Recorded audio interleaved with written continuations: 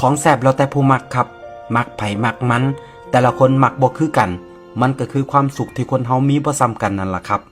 บางคนมีความสุขที่ได้กินอาหารหรูๆแพงๆวิวหลักแสนหลักล้าน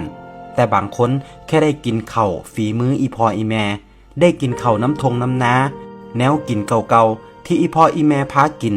มันก็สุขใจแล้วครับ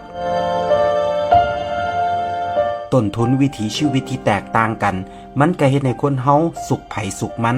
ว่ากันบ่ได้เฮาถูกเลี้ยงมาจากแนวกินแบบใดเฮาก็มักอันนั้นบ่แปลกหรอกครับบ่แปลกที่แนวกินบ้านเฮาสิซ่อนความทรงจำความผูกพันไว้ในนั้นกินไปคิดฮอดบ้านไปคิดพอสมัยแต่กี้แต่ก่อนคิดฮอดตอนออกไปหามาอยากมากินเฮาเคยผูกพันกับแนวกินอันใด